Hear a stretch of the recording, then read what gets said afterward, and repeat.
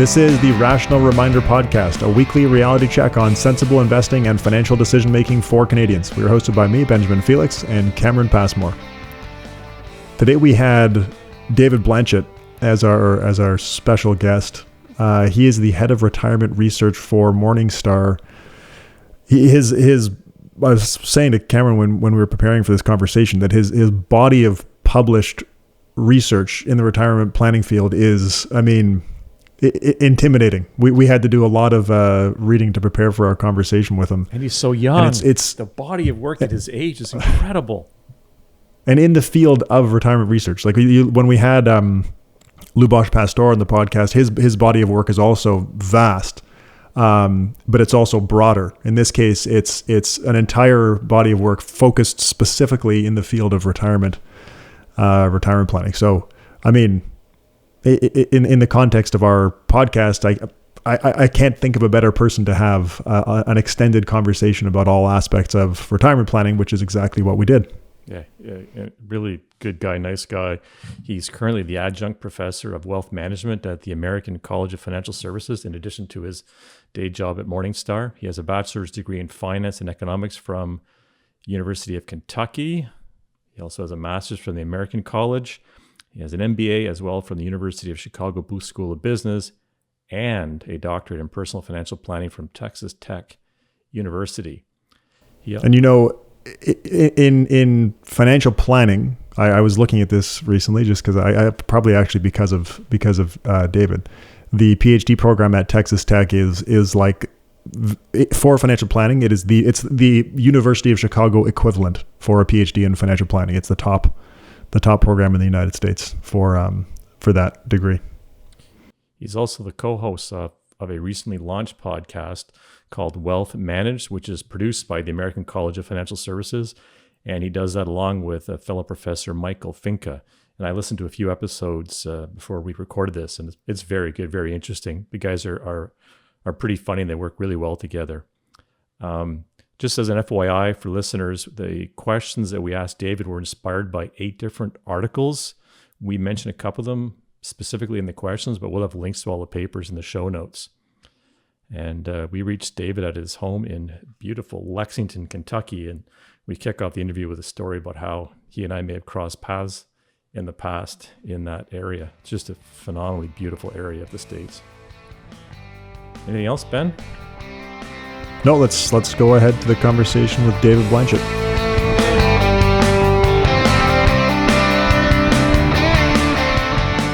David, welcome to the Rational Reminder Podcast. Thanks to be here. Off the top, I want to give a plug to the area that you live in, Lexington, Kentucky. And we discovered earlier this week that you and I both I had a hobby in common in that we've both run the Bourbon Chase Relay, which is an unbelievable 200-mile, 350 kilometers or so run through the historic Bourbon Trail near where you live. Yeah, when did you run the Bourbon Chase? I did it in 2014. Okay. I've done it. I think it's been on for 11 years. I've probably done it 9 of the 11 years. I think it's awesome. You can run and drink bourbon. That's like the best thing ever. How did you get involved in that? I'm just curious. Like, what brought you down to Kentucky? So I was part of a group here of a dozen or so people here, as well as part of the group is from Northern California. And we just did one in Utah. We did the one in California, and then we did this one as well. And it was just a blast. The area is beautiful. Kicks off at the Jim Beam Distillery, which was pretty cool. But to run through the rolling hills and all the horse stables and just spectacular countryside. Yeah, I've done it. I think it's the most fun event I do every year. It's the one event that you don't run for time. You just run to hang out with your friends and enjoy it. So anyone listening that hasn't done it, I would highly recommend looking up the Bourbon Chase. Yeah, just so people know, you and I didn't run all the 200 miles. Well, I did. I don't know about you. I ran the whole 200 miles. No, come on. Wow. Yeah, actually, so some friends of mine did I forget what they call it, but where they each normally there's 12 runners, each do about 20 miles. They just did it with 6 runners. Yeah. So that's pretty intense. That's more intense than I would want to do because I just want to have fun and drink bourbon. But, yeah, we had a team of 12, 2 vans, and just leapfrogged each other, which was a blast. Anyways, we better get to the questions we have for you. Sure. So our first question, which the answer might seem obvious, but I know you've done some empirical work explaining why the answer is not obvious. So the question is, does rising income pre-retirement help or hurt the ability to retire comfortably? So, it's funny, it does both. I think that people, when they're younger, they often say, hey, when my income rises, I'm going to save more for retirement. And, you typically do in total dollar terms. So if your income doubles, you end up saving more. The problem, though, right, is people often tend to spend more as they get that higher level of income. And so the problem emerges where you are possibly able to save more, but your retirement goal is rising faster than your previous savings. And so what's really important is, as your income rises, to not spend all of it or most of it, is to just acknowledge, hey, like if you get a big raise when you're 55 years old, congratulations. But if that becomes your new kind of target lifestyle for retirement, you haven't been saving towards that goal for the last 20 or 30 years. So that's where things can become a bit problematic. How do you think people should treat salary increases? Like you mentioned, maybe not spend all of it, but are there any rules of thumb in terms of how much of a salary increase people should try to save? Yeah, so it's funny. I did the piece with like 3 different behavior researchers. We all had our own new heuristic we came up with that would help people figure out what to do. And I mean, really, it's a combination of the amount of the raise and how far away you are from retirement. But I mean, if you want a rule of thumb, try to save half of it, right? That way, it minimizes how much more you're spending, and it gives you a chance to probably catch up on saving for retirement, because most Americans really aren't there when it comes to preparing to retire successfully. Can you dig a little bit more into the heuristic that takes into account the years to retirement? Well, and so the closer you are to retirement, the more it should be. So if it's just 50% on average, if you're 10 years or less from retirement, maybe do 2/3 or 3/4. If you're 30 years from retirement, do 25% to 50%. I think that the key is just that what you don't want to have happen is to get accustomed to a higher standard of living just before retirement that you haven't been saving for, because that just creates a lot of difficulties. I mean, another thing people talk about often is that, hey, you can just work longer. Well, no, you can't. I mean, whether it's the US or actually just did a webcast on this in Canada, people retire earlier than they expect. And so, when you're planning for retirement, you got to kind of plan for bad things to happen. And a bad thing to happen is retiring early, which can be difficult if you've got accustomed to a new, more extravagant lifestyle. Since you touched on that, can you talk a little bit more about that research on people retiring earlier than they maybe plan to or expect to? Sure. So, I mean, there's actually tons out there. EBRI, a group in the U.S., has done probably the most on this, probably for the last 30 years. And what it is that about half of people retire when they expect to retire. The other half-ish retire early. Very few actually retire later than they expect. And I've done research on financial planning, retirement, all that stuff. And people were to ask me, like, what is the best thing that you can do to have a better retirement or improve your retirement outcomes, just to retire later, delay retirement? And so retiring early has the opposite effect, where if you retire early, it can be really detrimental for your entire retirement. And that's just a reality today, where people tend to retire earlier than they expect. And there's just huge implications for that when it comes to financial planning. One thing I don't know if you guys do Monte Carlo projections for financial plans. Monte Carlo is a fancy term for we make stuff random. The problem with Monte Carlo is that we only often treat one variable as random, which is returns for a portfolio. In reality, there's when you retire is random, when you die is random, the returns are random. And I think that we often give someone too much of a sense of false confidence with, if we randomize returns, this is the probability of an outcome. But in reality, lots of stuff can happen that you're not going to capture in what I would call a more traditional or plain vanilla Monte Carlo projection. Really interesting. David, what do you think in terms of the percentage of working income to retirees typically need to replace when they do retire? This is a question that comes up to us all the time. Yeah, so it's funny. I actually had a quote unquote debate with Bonnie McDonald, who's in Canada and talks a lot about the LSRR. And there's no one metric for everyone, right? But people need rules of thumb. I think that I love complexity, but I think that what people need to know is a starting point where ideally they get a heuristic and then they engage more. And so I think 70% is actually not not a bad starting place. Obviously, it's incredibly simplistic, right? I mean, people know what they need to spend in retirement. Like the closer you know what you spend on your mortgage, on eating out, on travel. And so I think that when you're younger, you don't know when you're going to retire, what you're going to be making. So 70% is a decent target, but I think that should become more personalized as you approach your actual retirement and know what you're spending, what you want to do when you finally retire. So once you do retire and start drawing an income, a past guest that we had, Fred Vitisse, made the argument that you don't really need to plan for inflation because you have an automatic inflationary correction mechanism and that your spending decreases over time. Do you agree with that, or what do you think about the need to keep up with inflation?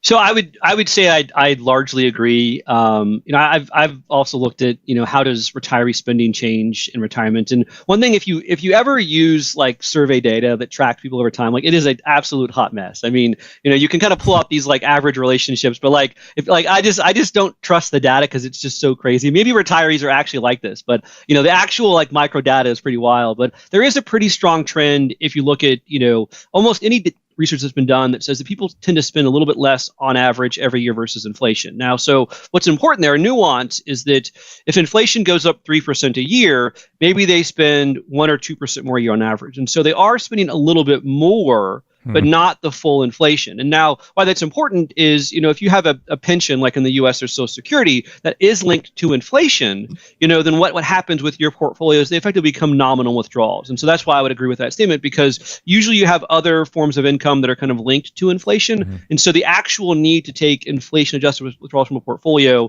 just isn't there empirically. Now, sure, some households spend a lot more in retirement because of healthcare, whatever else. But on average, the assumption that you should increase of a cost by inflation is a bit high. I think you've also referred to this problem as the retirement smile, where expenses tend to go maybe down a bit or not up with inflation a bit, but then come back up later. Is that healthcare costs? Yeah, so it's a very positive way to think about retirement spending, right? The retirement spending smile. But no, it is. And so the thing about healthcare costs is that, if you look at how much you spend on healthcare, and this is surprise out of pocket, not premiums that you would expect to spend regardless. The odds of spending money increase dramatically as you age, as does the amount. And so if you are fortunate enough to survive into your late 90s, the odds of having a kind of healthcare expenses just increases dramatically. And so, I don't want to say if you're lucky and you pass away when you're 85, you're going to be fine. But there is this kind of tail risk when it comes to retirement, where if you do live a long time, it can become incredibly expensive. In that healthcare basket, you also include things like nursing care or assisted living? So those are like the most expensive expenses that you can typically incur. I mean, you can spend $10,000 a month easy on a nursing home. And, if in the US, if you're relatively low income, you can get that covered through Medicaid. But, a prolonged stay in a nursing home facility or assisted care facility can easily cost, hundreds of thousands of dollars. And, if you had savings, that will eat up for a lot of Americans what was left. I think that is kind of the big shock or the big scare, is that unknown health expense when you're 95 years old. How do you plan for that? It's just really hard to do. We had Moshe Milevsky on our podcast, who I think you know. Not too long ago. He's the man. He's the man. He is the man. When he was on, he was making fun of basically the idea of trying to maintain constant retirement spending from a portfolio of risky assets. What are your thoughts on that? Yeah, I mean, so I can't disagree with Moshe because he's probably gonna be right. I'm not gonna take that opposing side. What I will say is that, I mean, like, you have to balance like what people can actually research and what actually happens in real life. And so, I mean, a lot of the research that came out on retirement spending was 20 years ago. Even today, financial plans almost entirely assume that retirees spend a constant dollar amount, right? You can either do it plus inflation, minus inflation, whatever. In reality, like, no one does that. Like when you're driving towards a cliff, you don't just keep driving off the cliff. You're going to slow down. Now, the question, right, is if you have to make a change, how much does that change affect you as a person? Do are you able to spend less? I mean, everyone's able, but if you spend less, what does that do to your happiness, your utility? And I think that's where you can still use that kind of basic analysis, because you can say, hey, what level of certainty do you need for a certain level of income? But that being said, in I make the joke when I have an idea. Moshe wrote a paper on it 10 years ago. A lot of advisors use like the idea of like success rates. You have like an 80% success rate. Like, that's kind of I mean, it's kind of useful, but it's also kind of nuts because it doesn't tell you like if you were to fail, quote unquote, what the magnitude actually is. And so like, I think a much better way to tell someone how they're doing is to say, hey, if you happen to live to age 95, in the worst 1 in 10 cases, you're going to be living off of $35,000 a year. Right, because that actually gives them some perception of the magnitude. Not you have a 20% chance of success. Because what does that mean? Well, if you fail, you need to tell them how bad it can be. And I don't think that success rates really do a good job with that, especially as we kind of extend out retirement periods into like age 100 or whatever. We've seen that. We've played with Monte Carlo a lot, and you can see that what you're just describing when you model more aggressive portfolios, Monte Carlo result in terms of success rates or failure rates with 100% equities look really good, but the magnitude of failure can look a lot different than if you had a more conservative portfolio. So you make a really good point. People often tell me like, so there's different ways to figure out like what the best portfolio should be for someone, like how much risk should you take? And I always say like, hey, if you want to maximize that success rate, just throw it in all equities. And over like 60 or 70 years, it's going to look spectacular. The problem though is like that's not realistic, right? You're not capturing kind of that full array of outcomes. And so like Morningstar, my employer, we have lots of tools that use success rates. Like that's like that's our predominant metric. And I don't know what we're going to change it to, but I think that longer term, I think there's a growing recognition that, hey, like it doesn't tell the entire story. And where it really kind of falls short, I think, is in guaranteed income. Because if you're making a decision to kind of, transform your wealth, whether to a public pension or through a private annuity, it's going to decrease the possible impact of what failure means, but it could also decrease your success rate. So how do you balance those for a client if you're just focused on your success rate drop from 72% to 61%, whatever that means? Your comment about happiness and utility intrigues me because so many people as they head into retirement, they'll say, well, what's a normal amount that people like me should want per month in terms of lifestyle? So I always suggest having some sort of base level to make ends meet, and what's the optimal level that would make your perception to be happy. But what makes people happy can change over time. Do you have some advice in terms of helping people gauge that min and max level? Yeah. So, what's funny is my very first job out of college was working as part of a financial planning department at a company in Louisville called Hilliard Lyons. And this is going to sound kind of silly, but the thing that shocked me is that there was never a single plan that I worked on where the retirement income goal was the exact same amount. And I mean, that's kind of obvious in the thing, but it blew my mind. I was like, everyone's retirement is a little bit different. And so to your point, like that stuck with me. Like there isn't one number for everyone, but I think that there's lots of research. There's like a base amount of income, whether it's 30,000 or 40,000, is really, really important. But the marginal value of income beyond that is going to vary a lot based upon each person, right? So there isn't one right answer for everyone, but like how we define basic needs is very different. And once you cover those a little bit more, you're good. But a lot of people aren't saving enough to even kind of get to some of those levels right now, in my opinion. So I don't know what the right answer is. I think, but what you just mentioned brings up one of the reasons that I think failure rates are still so common in financial planning is that when you start getting away from that and into other metrics, you start having to model things like utility on marginal spending, which gets really complicated and harder for clients to understand. Yeah, see, I really like utility. It's a great way to quantify preferences. But like, I couldn't even, I have a hard time explaining success rates to people sometimes. Like, I can't get into like utility functions. But I think that, and so like one goal for me when I do research is to use kind of like best thinking. So like apply stochastic mortality, use utility functions and all that. But then put it in a framework that advisors can actually use. I mean, for better or for worse, most people that do research in retirement were never actually financial planners. And I mean, like maybe that doesn't matter, but like in my experience, like people are crazy. Like you gotta do things in a certain way to help them often fight themselves. And so, the definition of optimal, if it's not going to ever happen, it doesn't matter. And so like the goal of our profession is to help people accomplish their goals. You have to take into account how they're going to react to recommendations and whatever else when you're actually coming up with those recommendations. And so, I'm a big fan of kind of trying to do things using what I would call best practices, but then distilling them down in a way that a planner could actually apply that for a client using the tool set that they have. Right. We talked a little bit about flexible versus, I guess, static spending. In a theoretical sense, we also talked about how in reality, most people end up using flexible spending. From a planning perspective, if someone's saying, I want to plan to implement a flexible retirement spending strategy, are there any best practices from that perspective?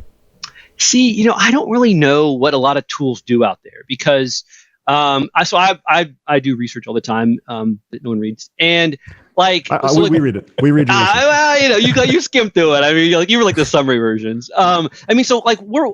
We can develop formulas and models that allow. A big problem with non-discretionary spending is when you have irregular cash flows. So I'm not really familiar with any financial planning tool that does a really good job of allowing someone to have effectively like discretionary and non-discretionary spending, where you can kind of overlay any kind of like risk target or kind of desire to have constant spending. And it's really complicated, right? You can do rules of thumb, but those will break down for clients that, are going to wait 10 years to have their pension benefits start and then have a DA kick in 15 years. And so, I'd like to see more people do that, but I just don't know that the tool sets exist today that allow that to happen. Now, maybe I'm totally wrong, but I just haven't seen it available, at least recently. Interesting. Can you talk about the role that annuities play in a retirement portfolio? There is no one word that I utter that is more loaded than the word annuities. Whenever I give a presentation, as soon as you say that one word, I don't care who the audience is, they all kind of like raise up and they look at you and they're like, what's he about to sell me? Is there a steak dinner coming next? And I think the problem is the word annuity, at least in the US, I don't know how things exist internationally, is an incredibly loaded term. Like, it doesn't really mean anything, right? I mean, annuities 2,000 years ago were pretty straightforward. It was effectively an immediate annuity. You transfer some amount of wealth, and some entity like the government gives you X dollars or pounds or whatever else, as long as you're alive. Today, though, most annuities are actually more accumulation-focused vehicles. You use them for savings versus retiring. And my perspective on them is that there are, I don't like to dismiss entire product categories. And so when I talk to advisors about annuities, what I always say is that, so many of you completely ignore them for clients. You assume that none of your clients would ever want one, or just they aren't any good. Well, here's the thing. Even if most don't, you can't dismiss the product category outright. You've got to think about how they could work as part of an overall plan. So I would say that, I'm not necessarily pro annuity. I'm pro consideration. I think that, if it's your human capital to help clients accomplish their financial goals, understanding how annuities work and providing recommendations to them is just an essential component of part of that overall value proposition. So I really like them where they work. I acknowledge that there's conflicts today in terms of how they're sold and fees, but there's nothing else quite like them from a risk mitigation perspective for a retiree. I think from a product perspective, it's not as bad in Canada because we don't have the variable annuities that are oversold as investments. We do have a thinner product market though, which has other problems. But anyway, I don't think it's as loaded of a term in Canada, but it's still relatively uncommon for people to allocate to annuities. One of the concepts that you introduced in one of your papers on annuities was the idea of alpha equivalent benefit. Can you talk a little bit about that, maybe just that metric, and then also how much alpha equivalent benefit and theoretically optimal annuity allocation could generate? Yeah, so I like to talk about, so in my world, it's mostly advisors. And advisors just love alpha. Like, there's even like shops that are like called like alpha whatever. And I think that's like crazy. Like, clients don't know what alpha is. Like, alpha is it's the intercept and regression. Like, what a terrible name for a term to use for like the average person, right? I think that we get caught up in these fancy words. But alpha is like the end all be all for most advisors, right? You wanna build a portfolio that outperforms some benchmark. Sure, only like half of you can actually do that technically before fees, but we're not going to talk about that. And so I think that what I like to do often is change the way that the benefit of a certain decision is defined. And so, I can talk about like how it improves your utility when you buy an annuity. It reduces kind of the worst possible outcomes. But I think a better metric to kind of transform the discussion is to, hey, what kind of alpha does it generate equivalently speaking? So, if door A is I'm going to buy an annuity and door B is I'm going to manage a portfolio, how much alpha does that portfolio have to generate to equal the benefit you receive from buying that annuity? And for the most part, it can be pretty significant. Obviously, it varies a lot by individual, but let's be honest. If you're an advisor who does their job, you're not going to recommend an annuity that doesn't need one or it has cancer or is sick. And so if you're thinking about, of those individuals that could possibly benefit from additional annuitization, it's well over 1% a year. So 1% a year of alpha, in my opinion, is pretty much impossible to do purely through investments, but you can do that actually pretty easily through guaranteed income. So like my point there is just that, hey, if you want to improve your client's retirement outcomes, the easiest way to do it is not through, picking stocks or building exotic portfolios. It's through the financial planning process of including annuities as part of that retirement plan. So say it's 1% alpha equivalent. Is that based on ending wealth or failure rate? Like, what's the metric that you use to define the 1%? So how it works is I run the analysis where you have the annuity and then you have the portfolio, and then you test different levels of alphas on that portfolio for the entire length of retirement and figure out what generates the same utility or benefit as the annuity allocation did. So it's like a lifetime alpha. It's not just like alpha in year one; it's alpha throughout year 30 for the entire length of retirement. Based on utility? Yes. So it's pretty, so 1% makes it sound quite small, but if you do like an NPV, it's like a 10%, increase in your effective wealth when you retire. Fascinating. And how big an issue are costs between door A and door B?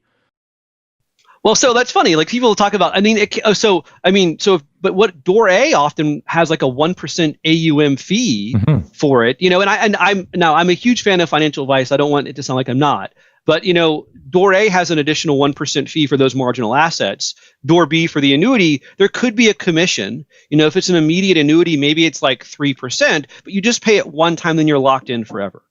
And so, we mentioned variable annuities. Well, those can be, really expensive and have surrender penalties. And so it can be a lot higher. But, the fees for annuities can be quite low for the more plain vanilla products. And in reality, a lot lower than what you'd pay on an ongoing basis to manage a portfolio. So I think that it varies, but not necessarily more than it would cost to have an advisor do it for a client. But could that sway the decision? Like as a hypothetical scenario, if an advisor is choosing between continuing to manage a portfolio or allocating to an annuity, with a third alternative being that they could just reduce their fees by 1% or something like that, how much of a difference does that make in the best approach? So I'm not sure the advisor is going to do that, and right. And the thing is, I want the client to work with the advisor, right? Again, so like if door A, a new door A, is they do it themselves, well, that's probably not going to be a very good outcome either. And so I want them to work with the advisor. I just think part of it is there are conflicts that exist. I think that there's been a significant rise in interest and utilization of fee-only platforms in the U.S. for annuities. I find that very promising. Compensation is going to be an issue. It does affect everyone's lens on everything. We just have to be honest here about that. And so I think that, actually it's the variable annuities that I think are the most interesting right now, where rates are and everything else, but those are really complex, and the average consumer won't understand how they work. And so I think that's where advisors can really come in and help consumers by giving them, information about how these things work and then helping them utilize them correctly throughout retirement. So we talked about flexible spending as a concept. When we're thinking about the optimal annuity allocation and measuring that using utility, like you were just talking about, how much does the desire for certainty in cash flows versus flexibility, how much does that affect the optimal annuity allocation? Well, yeah. So honestly, I think annuities are the biggest benefits are the behavioral aspects of them. It's not like all the weird utility stuff that I do. It ensures that you don't have to worry. What's the point of retiring and managing a portfolio if you're worried every day about, will I achieve my retirement income goal? If you're just worried, if the market shock in Q1 just hurt you and you're just still worried, like that's not a fun retirement. But in terms of like, who benefits from annuitization, it's individuals that have that desire for certainty. It's, I want the assurance no matter what happens, I have some minimum level of income, because annuities are forms of insurance. Insurance is not wealth maximizing. I have life insurance, I have disability insurance. I didn't buy my life insurance to make money. I bought it to ensure that if I die, my wife and 4 kids are taken care of, right? The same thing with an annuity. And so, the actual cost of the annuity can vary significantly by product, what your comparison is, whatever else. But the more that you benefit the fact that, the worst outcome is whatever that annuity pays you, the more you should own of them or an equivalent type of product. So when someone decides they want to have some annuity exposure, do you have a thought on, should it be immediate or deferred? Should they be buying immediate annuities over a number of years? Do you have some thinking around the timing of all that? So I would say whatever they're actually willing to do, because it's pulling the trigger that is often proved to be incredibly elusive for most individuals that want additional guaranteed income. If you ask any kind of economist or financial, researcher, we're likely that they're going to say that, deferred income annuities or longevity insurance are the most kind of efficient hedge for the risk, right? Because you don't usually need a guarantee of income when you first retire. It's at some point in time in the future. If you're still alive and you're broke, then that's the bad outcome. It's not I'm broke in day one of retirement. It's I'm broke at some point in the future. The problem is that behaviorally speaking, like deferred income annuities are really, really difficult to sell for someone to buy, right? It's wait a minute, you mean I only get any money at all if I'm alive 20 years from now, and then I get a little bit of money every year as long as I'm alive? That seems like a terrible deal. I've been saving this pot of money for 40 years. Mm-hmm. Now, immediate annuities aren't a whole lot easier, right? Because it takes a much larger pot of money to buy the product, and you can bolt on period certain and cash refund provision where you get some money back, but still, like, those are very hard because they're irrevocable. Once you've made that decision, the money goes away. And that's why I like the variable annuities a little bit more, that have what are called guaranteed lifetime withdrawal benefits attached to them, because those are revocable decisions. You give the money to the insurance company, they are providing you a guaranteed lifetime minimum benefit, but you can always change your mind. Now, obviously, when you move from a DIA to a SPIA to a VA, you're losing some of that guaranteed lifetime withdrawal benefit, but it's the collection of all the attributes that matters the most. And so sure, you're getting less income from the variable annuity, but you can also get your money back, right? You can also get possible increase. So I think it's a question for each retiree. What are they most comfortable with? If you'll buy DIAs and SPIAs, that's a great option. But in my experience, those really aren't products that people want to buy. Well, similar line of thinking to the question that I asked about the relationship between flexibility and spending and annuity allocations, maybe kind of the other side of that question. If someone has a larger amount of annuity income, maybe they have a defined benefit pension that they didn't necessarily choose to allocate to, they just kind of had it. How does an increasing amount of annuity income affect the optimal equity allocation decision? So I'd love to have a defined benefit plan. I don't think I'll ever get one, but that'd be awesome. I think that'd be great. But the first off, if you have a lot of pension, so I characterize pensions as public pensions, so Social Security, whatever, private pensions from a company, or an annuity. Like it's guaranteed lifetime income. A pension is a guaranteed lifetime annuity, and if you have that, you have a very bond-like asset. So you mentioned Moshe earlier. I'm a huge fan of Moshe has a book. It's titled "Are You a Stock or a Bond?" And that is a question I think you should ask about all of your clients' assets. So, ask the client, is this asset a stock or a bond? And we think about, well, what is a pension benefit? Is it a stock or a bond? Well, it provides you effectively a coupon every month or every year as long as you're alive. It's just like a bond, right? And so, if I'm building a portfolio for a client, one thing that no one does is, I don't think advisors almost ever include the value of pension benefits in a financial plan. Right. So what I'm talking about here is, if you do a financial plan, you always have the assets are always included as in the income statement for a retiree. You're going to use the assets to fund retirement, but no one ever includes pension benefits as an asset. So assets get like double duty. They're both an asset and an income source, but income sources should be assets. And so, like my point earlier was that if you have a lot of pension benefits, that's a bond-like asset. It makes your portfolio more aggressive. But the first part of that is just to figure out what it's worth and show it to a client. Hey, Mr. and Mrs. Client, your pension benefits are worth $1 million. right? You may not realize that, but that has a big impact on how much you can spend, how you should spend, how you should invest, all that. And if you're not showing someone what those are worth, you're not going to capture their kind of true economic value. Huh. We've actually seen this recently with a client where once we had that conversation about the value of that as an asset, it started to change the way that they were thinking about asset allocation as well in the financial markets portfolio.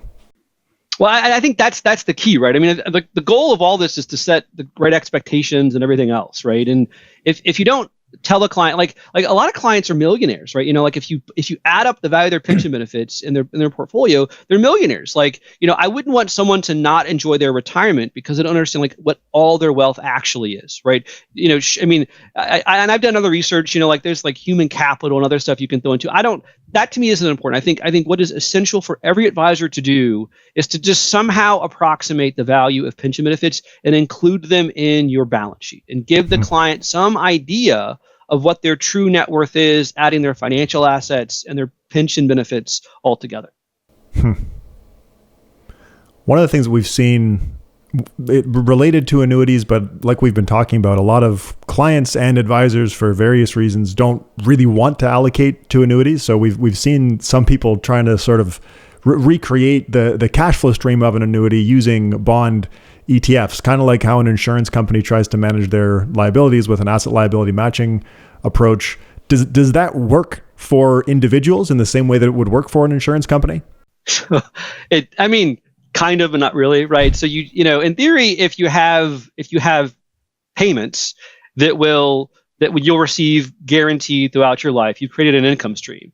The problem is you could outlive it, right? So, technically, if you create that income stream to last until like age 120, and it's all guaranteed, and you've got 40-year maturity bonds, yes, you've done the same thing. It's just a lot more expensive, though. And so I think that I understand why people want to do that because it's liquid, doesn't require that kind of commitment. But individuals, by definition, can't do the mortality pooling aspect of what annuities do. And so that's why I think that they're so valuable, is that, it's incredibly inefficient for us as a society to have each individual planning to live to age 100 because most folks aren't going to get there. And that's why we have pensions. That's why we have private annuities. And that's where I think that advisors want to say that, hey, I can have this portfolio that's going to, have a 90% chance of lasting until age whatever, but it's not. You can't create the same level of certainty with a portfolio as you can with a product that by definition guarantees some amount of income for life. Exactly. Do you think it has other implications? Like when I look at that approach, it seems like you would end up with just a really conservative portfolio from an asset only framework perspective. Well, you do, and the thing is so annuities are on sale right now. Okay, and so people, what that means is that we all make decisions based upon market environments, right? And this is going to shock everyone listening, but interest rates are pretty low right now, right? And that has actually important implications for what you should do when it comes to your portfolio. So right now, as interest rates decline, the marginal benefit of annuitization over buying bonds actually increases. So it is totally true that if you buy an annuity, the payout is lower, right? But at the same time, if you buy a bond, the expected return is lower. Yep. However, when we get to a lower return environment, you get the mortality pooling benefits through annuities. You don't get that through fixed income. So to your point, you can build those bond ladders today, but it is incredibly expensive, right? And so that's why, actually now more than ever, I know that it's a little bit more painful because payouts are lower, but the value of annuitizing is actually quite a bit higher. Now, it's harder to convince someone to do it because it's like you're buying a 25-year duration bond that's yielding 3%. But now more than ever, it actually makes sense to think about annuitizing because it's so expensive to generate any kind of income that's guaranteed from a bond portfolio. So let me just make sure I understood the idea there that because expected returns are so low, the mortality pooling benefits relatively on that fixed income asset are proportionally a lot higher than they have been previously. Is that right? Yes, that's much more succinct way to describe it. So for annuities, the benefit of annuities now is higher because mortality pooling it doesn't go anywhere. But at the same time, if rates go back up to 12%, like then the benefit of annuitization actually declines significantly. So it does work both ways. I totally acknowledge that. But in a low yield environment, annuities are going to win more versus fixed income. That's a really, really interesting perspective. Mm-hmm. I hadn't thought about it like that, like the way that you just described. That's really interesting. So I have a totally separate question for you, David, and it has to do with constructing portfolios. On the podcast lately, we've talked a fair amount about human capital. So, and I know you have some empirical evidence around how investors decide to construct their public market portfolio based on large assets like human capital and real estate. Yeah, so I've done quite a bit of research looking at. So what is human capital? I mentioned this actually earlier. Human capital is this weird idea that people have a value to go out and work for the next 20 or 30 or 40 years. So you just graduate from college. Let's say you're 25 years old.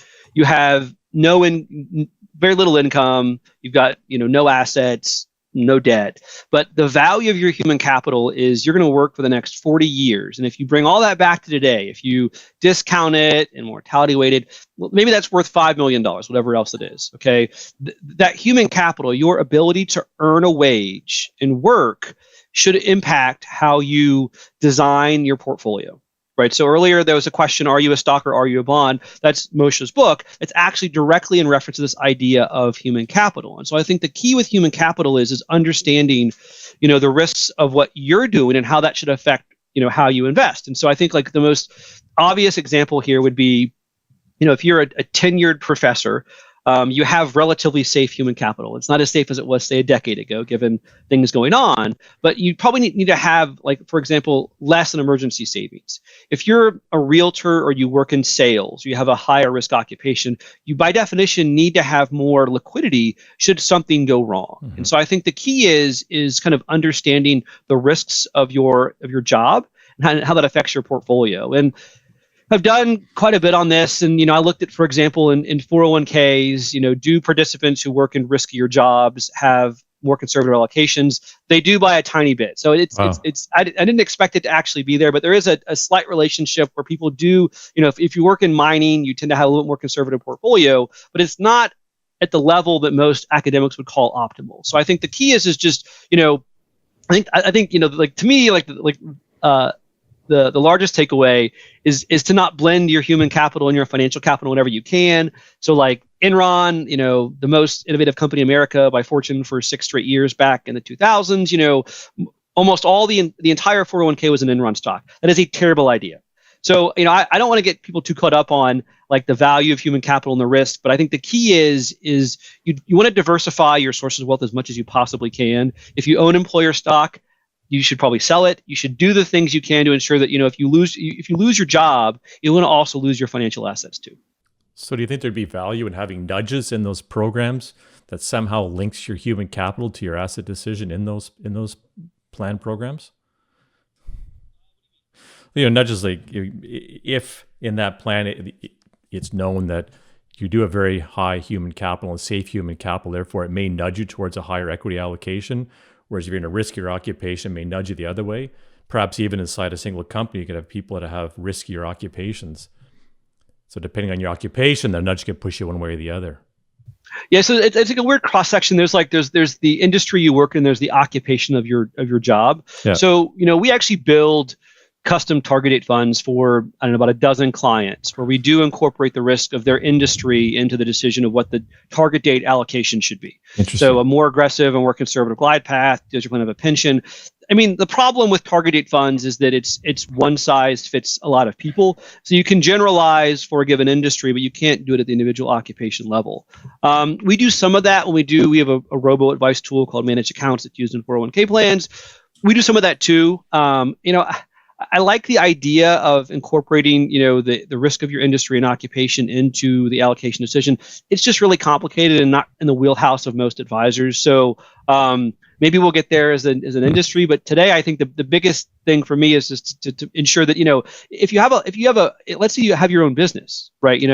That's a lot of risky human capital in yourself. That means you need to have a more conservative portfolio. Right. So it's just, to me, like level one here is just thinking about, all your assets, are they risky and how are they related, and then making decisions in your financial wealth based upon that. the paper that Cameron was thinking about when he was asking those questions there, you also talked about real estate, the geographic location of real estate and how that affects portfolio decisions. Can you describe that? Yeah, so real estate's like the craziest asset that people have, right? So, when I think about assets, you've got your financial wealth, you've got pensions, you've got human capital. Well, real estate, and I'm defining real estate here as like your home.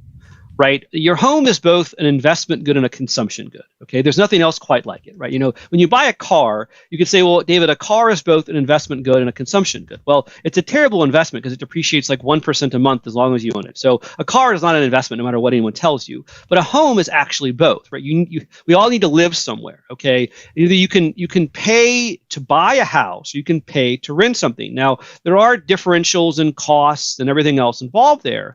But a home can be both. It can be an investment good or a consumption good. Now, how does that impact your portfolio? Well, I don't know, because I think that, if you have, homes are actually very risky. So the equity in your home is equivalent to about a 50-50 portfolio. A lot of people thought that homes were like super safe pre-2008. That's kind of gone away. The problem, right, with homes is that you only own one home in one place.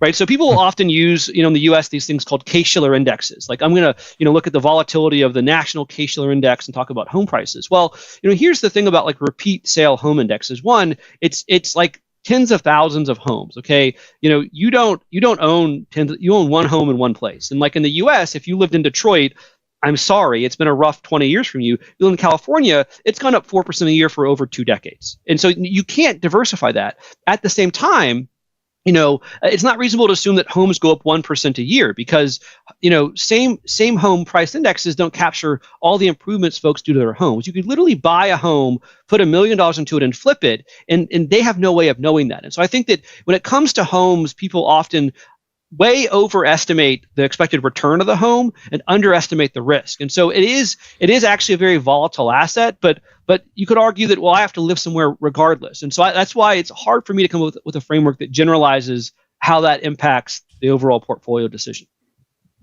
Did you find empirically, though, that there was an interaction between geographic location, real estate ownership, and portfolio decisions? So I did. So that was the other thing we found in the piece looking at. So it was a piece that you looked at 401k investors. We have their equity allocation. We know the state of residence, and we know the industry they work in. And there was a relationship to both, where individuals that had homes in riskier areas tended to have more conservative portfolios. The effect wasn't as strong as it was for human capital. But again, like the home stuff is so hard, because if you didn't own a home, you'd rent a home. Well, if you were renting out in California, your rent could go up 10% a year for a long time. And so it's hard to capture the kind of the unique nature of the rent liability when comparing that to owning a home. Thinking back to human capital, when you look across industries, how well does a well-known factor model like the French 5-factor model, how well does that describe differences in human capital risk? It doesn't do a very good job. So when we think about the risk of human capital at Morningstar, so 20 years ago, we used to be called Ibbotson, the group I work in, Morningstar Investment Management. And Roger Ibbotson, he's an all-star. He founded Ibbotson Associates. Now he works at Zebra, professor at Yale. A group of people said that human capital is like 30% stock-like, and it was kind of this arbitrary decision that this idea is that it's kind of like a junk bond, where when times are good, it provides you this kind of regular coupon, but when the markets go crazy, people lose their job. Right. And so there's this kind of rule we use that human capital is 30% stock-like. Okay. We did kind of find that is roughly correct in some of the research. It's actually a great approximation. The problem is that it's so different for everyone. It's really hard to do a great job generalizing for everyone. Like I'm comfortable doing that for a plan when there's like 10,000 employees. For each individual, though, I think it's really tough to say, hey, your human capital is 29% stock-like, and then this should be how it affects your portfolio. Interesting. It's really interesting. So there's great portfolios available in the marketplace, super cheap, from companies like Vanguard and iShares. What do you think about financial advisors charging fees in excess of those solid portfolios at low fees? Like, what do you think that they have to do in order to justify the excess fee that they're charging? So, it's funny. I was talking to a reporter I don't know, earlier this week, and it was about this idea of like the Bogleheads have like the three fund portfolio. It's like cash, like a global stock and a global bond. And I'm like, wait a minute. I can give you a one fund portfolio. Just go out and buy like the Vanguard Balanced Index, whatever else it is, right? Yep. And so, I think it's okay. I mean, so again, we have to get paid for what we do. Like, we all help people do things. We get paid to do it. And I think the question is like, what is your value proposition? I'm not convinced that advisors are going to add a ton of value by beating the market, right? And so again, like alpha, I want alpha. Well, if you want alpha versus advisors, invest in an incredibly low cost portfolio, right? So if you as an advisor can convince a client to own a balanced portfolio of indexes, I would contend that you will, on average, outperform the average advisor because the expenses of your portfolio are lower. Right now, that's not necessarily nearly as sexy as like, owning 13 mutual funds and allocating to this new emerging markets fund. But what is the objective? The key objective at the end of the day is to help someone accomplish their financial goals. Okay. And a huge piece of that is behavioral. And so, if you can define your role as, hey, I'm going to create a portfolio for you that is very good and very cheap. I'm going to keep you invested into that for the next 20 or 30 years. That could be worth 1% easily if you're doing extra stuff too, if you're doing the financial planning. Right? I think that for better or for worse, our industry has evolved from stock brokerage where you have to pick stocks and beat the market. Well, beating the market doesn't matter if you can't help a client accomplish their goals. And so to me, the focus is on doing what it takes to accomplish a goal. And sure, alpha helps. If you can beat the market by 8% a year, like that client's going to do a spectacular job. The problem is like that's a zero-sum game before fees. Everyone can't do that. And so I think that the question is how do you define yourself as an advisor? And if you're an alpha guy, I mean, it's a cool story. I get it. But what is the true impact of that on clients? And are you really adding alpha in the grand scheme of things? Maybe, but if you ever poll an audience of advisors and ask them how many don't add alpha, nobody raises their hand. So is that value added perception on the side of the client, or can you actually quantify the value added from advisors? I mean, you kind of can. So I have this fun word that I use. It's called gamma. Vanguard has advisors alpha. Investment has now is capital sigma. There's zeta. There's all these fun Greek symbols that describe this concept, and it's just the idea that you can do more to help someone than build what I'll call a sexy portfolio, right? I mean, I would argue that doing the portfolio stuff was really important 20 years ago, okay? But now there are incredibly well-built solutions available effectively for free online. There's great online resources like, investment information has been largely commoditized. You can go to Morningstar.com. I'll put a plug in for my company and get lots of great information effectively for free. Now, that isn't to say, though, that just building a good portfolio will get you to accomplish your goal. You need to do lots of other stuff.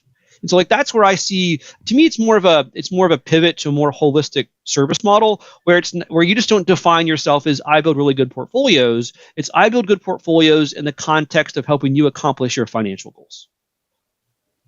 And that's worth a lot. Mm-hmm.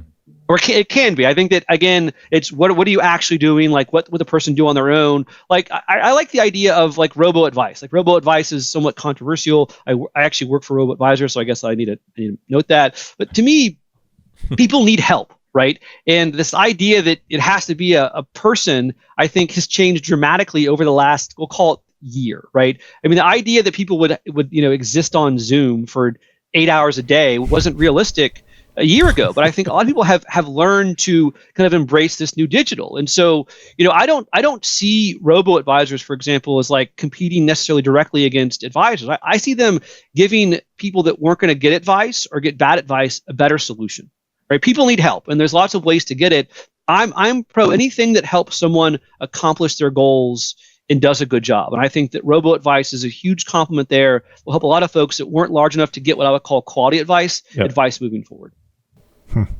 Your papers on gamma were, some of the earliest, I believe, to frame, the different components of how advisors can add value without generating alpha. So that's pretty cool. And I think that field of study, even though it's kind of like you kind of laughed when we asked, can you quantify it? A lot of people have tried to quantify it, and it is kind of silly because you see like, 2.67% value added. You can't. I think it's harder to measure than that. But the concept, I think, is important. it's gotten a little ridiculous. Like some other people that I'm not going to like name names, some papers that come out, like I'm like, this is just nuts. And so like, one thing I've done like a newer version is, and like, there's also like context is important too. So like, and an updated piece that came out, I think in 2018, I was like, well, like what would you do without help? So you like, what is your sophistication level? Because certain people don't need advisors. Like they're awesome. They can do it themselves. They don't need the help. But others would like literally implode financially without someone to be there with them. And so I think like it depends on so many things. But to me, like the consensus is that advisors can definitely add value for folks that need and want the help. Yeah, you did a bit of a paper on this too, and I want to ask about that. The paper was Financially Sound Households Use Financial Planners, Not Transactional Advisors. You looked at different streams of advice and how the people consuming that type of advice are doing financially. Can you talk a little bit about that research? Yeah. So again, there's lots of all this kind of, I would call it like fluffy research on how much can advisors add value? If so, what it's worth. And so like that's like yeah, they can add tons of value. A different question, though, is if you do research on what is the actual impact of a financial advisor. And like that's a really difficult thing to quantify because, like if you ask people, do you have an advisor? They might say yes, they could have a broker, whatever else. And so what I did is I looked at what it's called the Survey of Consumer Finances. It's a triennial survey through the Federal Reserve. And it actually asks people like, what is where do you get financial information? And they can say like the internet, a financial planner, a broker, a banker, a newsletter, your friends. And so what I looked at was, well, are there any differences in the decisions that households are making based upon their stated advice channel? And what I found is that individuals that said it was the internet or like a financial planner were doing better than everyone else. And so that actually is some empirical evidence that individuals that use those sources are making better choices. Now, the problem always is like correlation versus causation, right? So I know that individuals that have a planner are doing better. Is it because they would do better regardless? You can't disentangle all these effects very easily, but it does at least suggest that planners are helping clients make better choices because they were, they did have life insurance. They did have, like less credit card debt. They had the certain habits you would expect of someone that is actually utilizing financial advice properly. Yeah, it's really interesting. We have a community, an online community of people that listen to the podcast that spend hours. I mean, we were actually looking at the data yesterday. There are people, this community has existed for 3 months, and there are people who have spent 6 days of time reading the content in this forum. It's nuts. Can you just touch briefly on so you mentioned internet and financial advisor were the best two categories of advice in terms of people making good decisions. How do they rank relative to each other? Like, are people on the internet doing better than people who have advisors? So the internet was, so like the one thing this used data from like 18 years, it's 6 different periods. And internet people were like the best initially. So like the early adopters of the internet getting advice, they were like all stars. The problem is the effect has gone just like straight down as more people go online and get advice. I don't know why that is, but I think, the early adopters were the ones that were really into it. And so, like if you play, I haven't updated the analysis for 2019, it came out a few months ago, but I mean, my kind of, the value of the planner was constant over the entire time period. Internet advice has gone way down. And I think that what that is that individuals that now get advice, there's a lot out there, but you still have to do something with it. It's it's easy to browse online. I love the idea of Googling a question if you have it, but the internet's kind of like asking your friend. It's a little bit better than asking a friend because most people don't know anything about financial stuff, but like there's different sources, there's different quality, there's the implementation. So I like the internet because it's free, it's easy, it's fast, but it's not what I would call a trusted expert. And if you can talk to a trusted expert that does things in your best interest, that I think will and should be the best place to have those better outcomes versus the internet. And friends are like the absolute worst. You don't want to talk to friends at all because your friends don't know what they're talking about. They'll like recommend you buy Bitcoin. Hey, that might not have been so bad in the last few months. That's actually true. The note that it's declined, that the quality of decisions based on internet as a source has declined over time. That's really interesting. Well, I mean, you never know why it happens, but like if you're using the internet for financial information advice back in like 1998, like you're probably a pretty smart dude. Like, you're really into this kind of stuff. Today, anybody can do it. And that's not necessarily a bad thing, but there isn't like the same self-selection bias as there was initially for all that online advice. But now at the same time, like while planner and what I would call like broker have stayed constant, like friends used to be like the predominant way people got information. It is rapidly going to nothing, because I think people realize I'd rather just go online and ask Google than to ask a friend about it, at least initially. So I want to break our last question into two parts. The energy you bring to this whole field of study is amazing. You're a prolific writer. So the first part of the last question is, where did this interest come from? And part two is, how do you define success in your own life? Oh, those are some heavy questions to finish off with. So, I mean, I've actually wanted to be a financial planner since I was in high school. I had like my own like weird little mutual fund, and I was doing internships at advisory companies in high school. I did them in college. I just always liked the idea of helping people do stuff financially. I kind of joke now, like I've been climbing the ivory tower for like 20 years. And so like I used to do like one-on-one financial advising, and I enjoyed that, but I made a comment like people are crazy. And, like I kind of like what I do now more, because I can maybe help more people. I can help advisors, help clients make better choices. And so, I don't know, my parents were both teachers, math and science. I think I got part of it from them. I've always been interested, like, it's weird. People like will get asked like, what do you want to do for a living? And I was always like, I want to be a financial advisor. And that just always, for some reason, stuck with me. The second question is a lot more complicated. Like I want to be a good dad. I want to be a good father. I mean, the work stuff's great and all, but I got a 1-year-old, and as much accolade you can get from writing a cool paper and having 8 people read it, seeing him smile means the biggest thing in the world. So I'd like to help people make better choices. I love the fact I work for a company that's not conflicted. I can do whatever I want and help people, independently figure out what they should be doing. But I don't know, at the end of the day, work stuff's awesome, but the family stuff means a lot more to me. So successful would mean raising a good family. And then, there's the work stuff's a benefit, but that's like a distant second or third probably. So great answer. Pardon me, David, it's been a blast to meet you. Thanks so much for joining us. Sure. Hopefully you'll make it to the Bourbon Chase again, and I'll see you there. That'd be great. Yeah, this was awesome. Thanks, David. Yep. See you guys.